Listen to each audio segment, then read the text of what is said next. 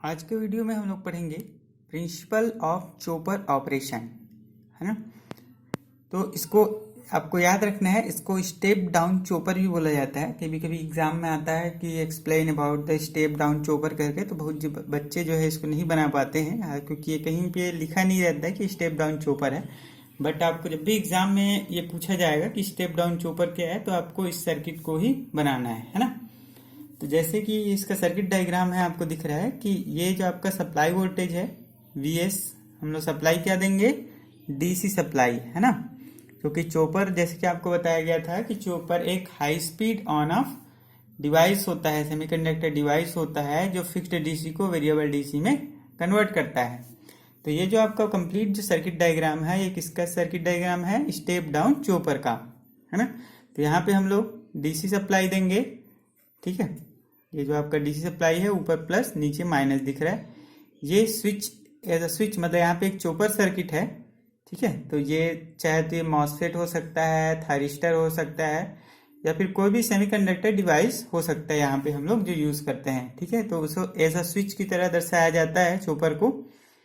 और ये आपका लगा हुआ है फ्री व्हीलिंग डायोड, है ना। तो इसको ध्यान देंगे।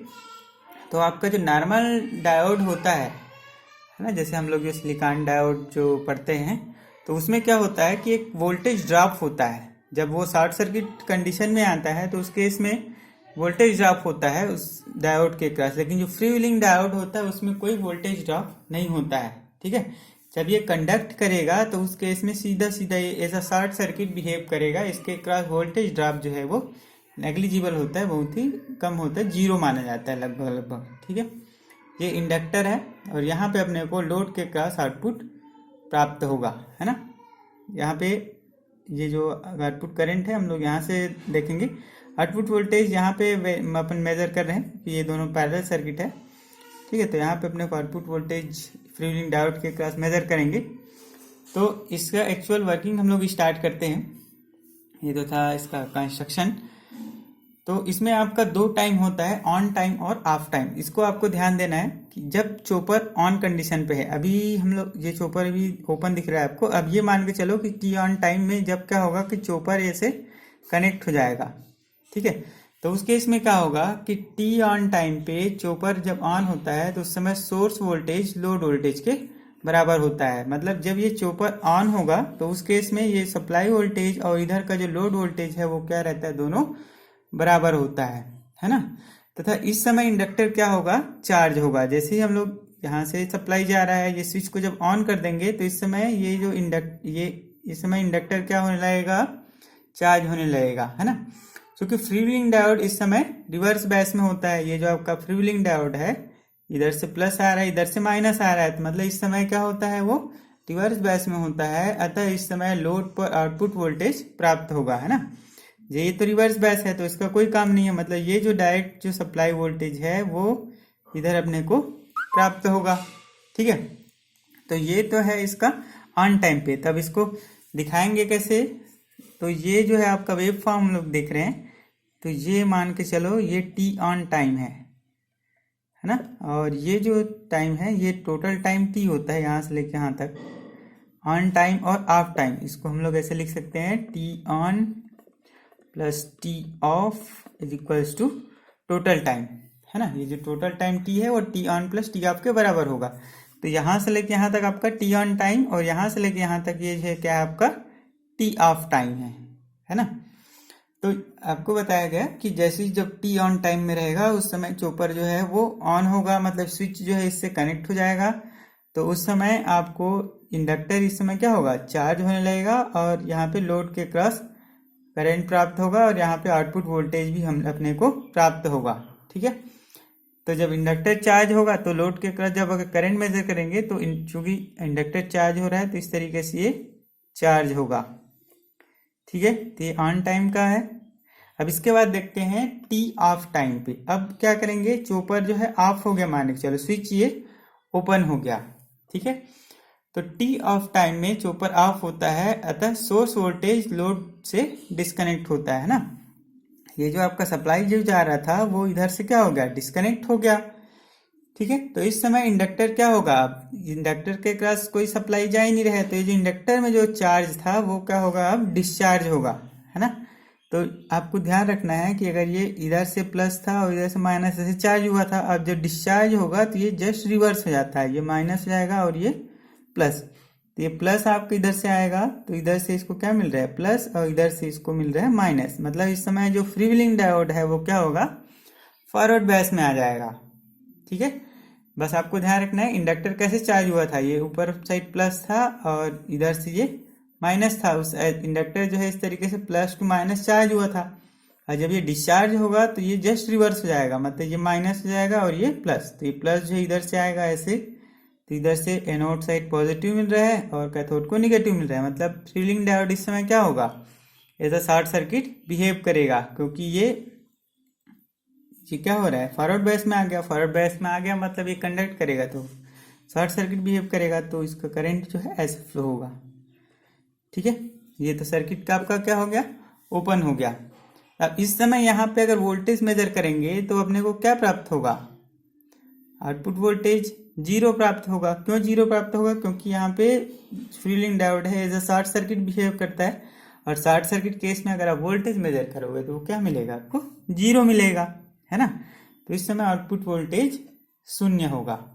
ठीक है, लेकिन ये जो करंट का वेव फॉर्म है, ये आपको जो हम लोग जो बना रहे हैं वो आउटपुट करंट का वेव फॉर्म बना रहे हैं। ठीक है, तो ये क्या होगा, यहाँ पे इंडक्टर डिस्चार्ज होगा इस तरीके से। ठीक है, पहले चार्ज हुआ था टी ऑन टाइम पे, और टी ऑफ टाइम पे इंडक्टर डिस्चार्ज होगा। ठीक है, आप स्ट्रेट बना सकते हो, ये थोड़ा सा कर्व दिख रहा है आपको, ये स्ट्रेट बनेगा ऐसे, है ना। फिर क्या होगा, जब चोपर फिर से ऑन हो जाएगा, मतलब ये टी ऑन टाइम पे, है ना, ये ऑन टाइम फिर से हो गया। फिर इस समय इंडक्टर जो है ऐसे चार्ज होगा, थोड़ा सा कर्व टाइप बनेगा, इंडक्टर चार्ज होगा। फिर जब टी ऑफ टाइम हो जाएगा, चोपर जब ऑफ हो जाएगा, फिर से इंडक्टर जो है वो डिस्चार्ज होगा। तो इस तरीके से वेव फॉर्म बनेगा, है ना, इसमें इंडक्टर का चार्जिंग और डिस्चार्जिंग का। ठीक है, तो एक्चुअल में हो क्या रहा है कि टी ऑन टाइम और टी ऑफ टाइम को हम लोग मिलाएंगे तो फाइनली इसका जो आउटपुट मिलता है वो अपने को कम मिलता है। ठीक है, क्योंकि ये केवल ऑन टाइम में सप्लाई वोल्टेज जो है लोड वोल्टेज के बराबर हो रहा है, लेकिन जब ऑफ टाइम पे है, जब टी ऑफ टाइम पे है, उस समय आउटपुट वोल्टेज अपने को जीरो मिल रहा है। मतलब जितना हम लोग सप्लाई दे रहे हैं उसके क्रॉस अपने को आउटपुट जो मिल रहा है वो कम मिल रहा है, इसलिए इसको क्या बोलते हैं, स्टेप डाउन चोपर बोलते हैं।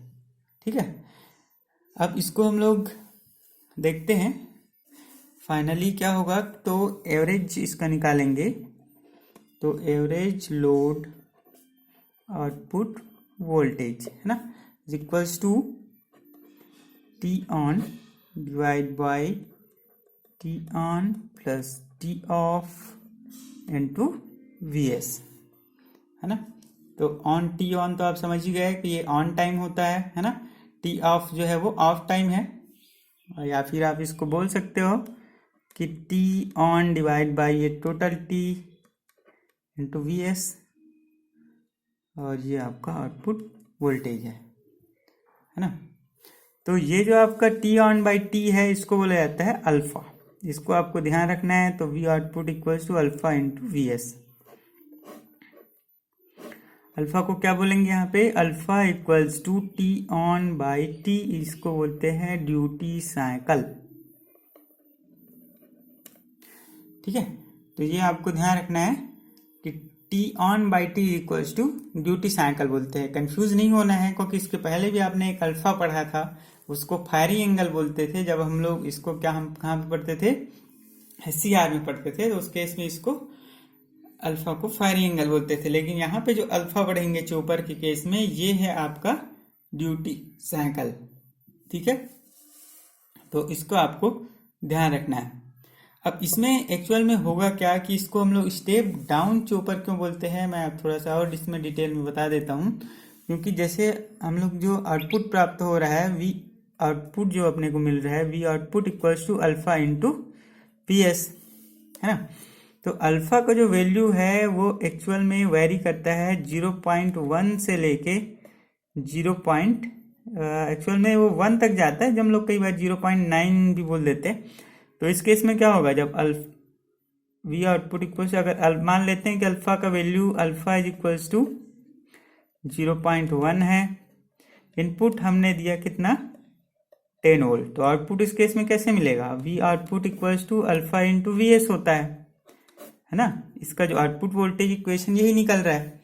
तो यहाँ पे V output equals to alpha का वैल्यू हमने लिया है जैसे 0.1 लिया है ना, इंटू वी एस आपका कितना मिल रहा है 10, सप्लाई वोल्टेज आपने 10 वोल्ट दिया, तो उस केस में आपको कितना वोल्ट मिल रहा है, आउटपुट 1 वोल्ट मिल रहा है। मतलब आपने इनपुट दिया 10 वोल्ट का, आउटपुट आपको कितना मिल रहा है 1 वोल्ट। मतलब सीधा सीधा क्या है, ये स्टेप डाउन है। या फिर दूसरा केस ले सकते हैं कि अगर आपका अल्फा का वैल्यू कितना है 0.5 है ना, और ये आपका इनपुट वोल्टेज हो गया 10 वोल्ट, तो आपको कितना मिलेगा 5 वोल्ट। इस केस में भी आपका आउटपुट वोल्टेज क्या मिल रहा है, आपको इनपुट के तुलना में कम मिल रहा है।